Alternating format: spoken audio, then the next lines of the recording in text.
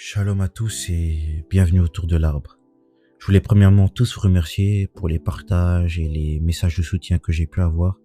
Ça m'a vraiment boosté et ça m'a rappelé que tout ceci c'est une vocation qui me dépasse et qu'il y a vraiment un message à apporter à la jeunesse et au monde entier quoi. Et pour ça je vous remercie et j'espère que vous allez apprécier la suite. Aujourd'hui sans plus tarder, on va parler de la profondeur. Je propose qu'on commence premièrement sur le récit de la pêche miraculeuse dans Luc chapitre 5, versets 1 à 11. Ça dit ceci. Comme Jésus se trouvait auprès du lac de Génézareth et que la foule se pressait autour de lui pour entendre la parole de Dieu, il vit au bord du lac 2 barques, d'où les pêcheurs étaient descendus pour laver leurs filets. Il monta dans l'une de ces barques qui était à Simon et il le pria de s'éloigner un peu de terre, puis il s'assit et de la barque, il enseignait la foule. Lorsqu'il eut cessé de parler, il dit à Simon, « Avance en pleine eau et jetez vos filets pour pêcher. » Simon lui répondit, « Maître, nous avons travaillé toute la nuit sans rien prendre, mais sur ta parole, je jetterai le filet. » L'ayant jeté, ils prirent une grande quantité de poissons et leurs filets se rompaient. Ils firent signe à leurs compagnons qui étaient dans l'autre barque de venir les aider. Ils vinrent et ils remplirent les 2 barques au point qu'elles s'enfonçaient. Quand il vit cela, Simon-Pierre tomba aux genoux de Jésus et dit, « Seigneur, retire-toi de moi, parce que je suis un homme pécheur. » Car l'épouvante l'avait saisi, lui et tous ceux qui étaient avec lui, à cause de la pêche qu'ils avaient faite. Il en était de même de Jacques et de Jean, fils de Zébédée, les associés de Simon. Alors Jésus dit à Simon, « Ne crains point, désormais tu seras pêcheur d'hommes. » Et ayant ramené les barques à terre, ils laissèrent tout et le suivirent. Dans ce récit, on voit le premier aspect de la profondeur dont je voulais traiter aujourd'hui. C'est que pour avoir ce que tu désires, ou pour avoir l'extraordinaire, des fois il faut aller un peu plus en profondeur. Ici, les futurs disciples de Jésus étaient trop proches de la surface, là où ils avaient déjà l'habitude de recevoir. Jésus leur dit de jeter le filet plus loin pour récolter plus. C'est pareil dans nos vies. Des fois, on est trop en surface avec Dieu. On fait le strict minimum en espérant voir et toucher de grandes choses. Alors que pour le faire, il faut aller plus loin. Il faut faire plus, approfondir notre relation avec Dieu. De la même manière qu'ils ont jeté le filet plus loin parce qu'ils avaient la foi, il faut que nous-mêmes nous procédons à des actes ou des prières plus poussées par la foi, en profondeur, pour saisir la pêche miraculeuse. Et j'aime bien ça parce que ça me rappelle les propos d'un serviteur de l'Éternel. Il s'appelle Seth Katambayi, c'est un Congolais, un chantre. Il avait dit un jour, « Une pêche miraculeuse ne s'obtient que dans les eaux profondes. » Ça veut dire que pour avoir plus que l'on peut espérer, plus qui dépasse l'entendement humain, il faut aller en profondeur avec Dieu. C'est bien de faire le minimum, c'est bien de faire ce que tout le monde fait, mais des fois avec le Seigneur, il faut avoir une relation plus profonde, plus intime avec lui, pour pouvoir saisir ce que lui, il a réellement préparé pour toi. Des miracles qui dépassent même la logique humaine. Et c'est que dans la profondeur qu'on peut les avoir. Mais c'est pas tout. Il y a un deuxième aspect à la profondeur avec Dieu, qui est important pour moi aussi, c'est le fait de comprendre qu'en profondeur avec Dieu, on comprend mieux Dieu et on sait mieux comment agir et lui parler. Pour saisir cela, je propose qu'on regarde de plus près le passage dans 1 Corinthiens chapitre 2 verset 11. Ce passage dit ceci. « Lequel des hommes en effet connaît les choses de l'homme, si ce n'est l'esprit de l'homme qui est en lui? De même, personne ne connaît les choses de Dieu, si ce n'est l'esprit de Dieu. » En effet, la profondeur avec Dieu permet d'aller plus loin avec lui et de développer plus que les bases que chaque chrétien a sûrement. Voyez-le comme dans une relation amicale ou autre. Il y a qu'en passant du temps, en apprenant à connaître et en vivant des moments profonds avec quelqu'un, qu'on peut réellement dire qu'on connaît une personne. Et quand on connaît cette personne, on sait comment lui parler, on sait ce qui irrite cette personne ou au contraire l'apaise ou l'apporte la joie. C'est la même chose avec Dieu. C'est en passant du temps avec Dieu, c'est en lisant sa parole, c'est vraiment en rentrant dans la profondeur avec le Seigneur que on arrive à mieux comprendre les signes qu'il nous laisse sur terre.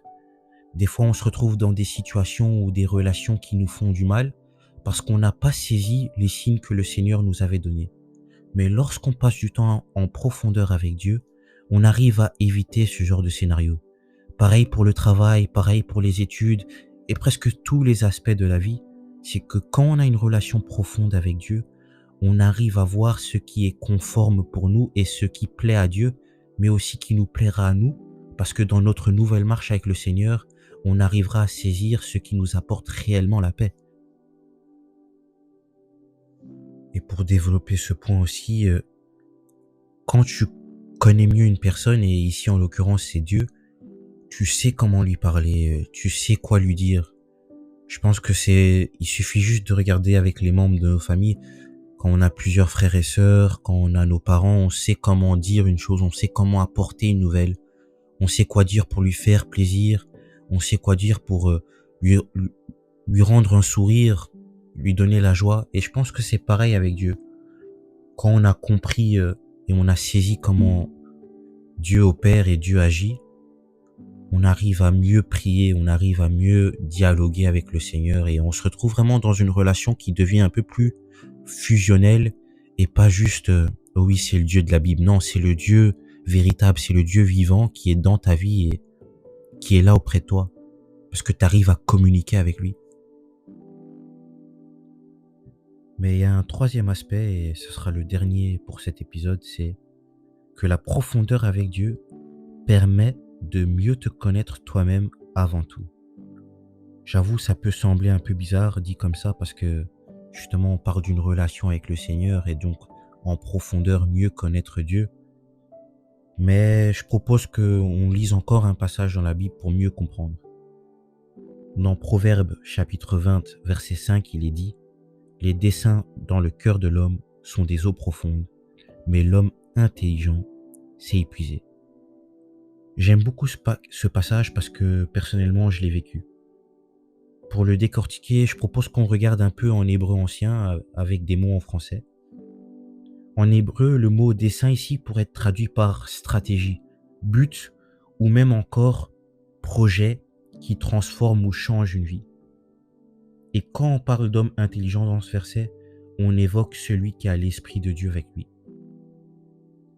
Comme on a vu avec le deuxième aspect, la profondeur avec Dieu permettait de mieux connaître l'Esprit Saint. Il en va de soi que cet esprit-là t'accompagne et donc fait de toi cet homme intelligent ou cette femme intelligente.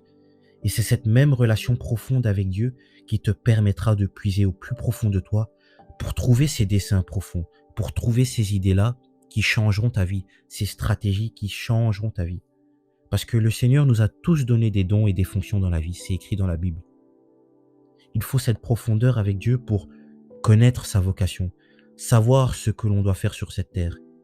C'est en allant en profondeur avec Dieu qu'on apprend à connaître réellement qui nous sommes. Je peux le dire personnellement que la profondeur avec Dieu m'a fait comprendre qui j'étais et pourquoi j'étais sur terre. C'était pour le servir.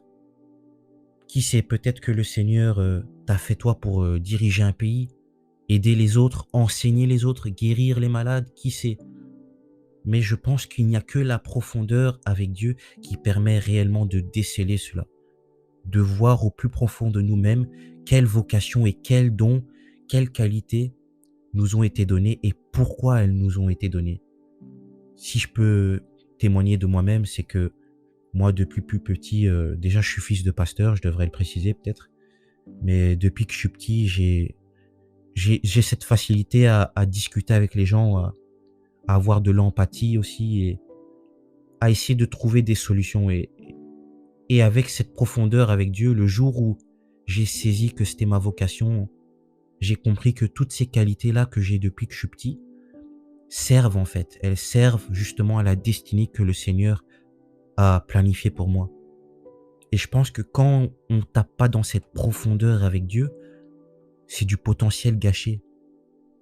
Certes, potentiellement, tu auras une vie de succès, mais tu toucheras peut-être pas à la voie qui t'était destinée.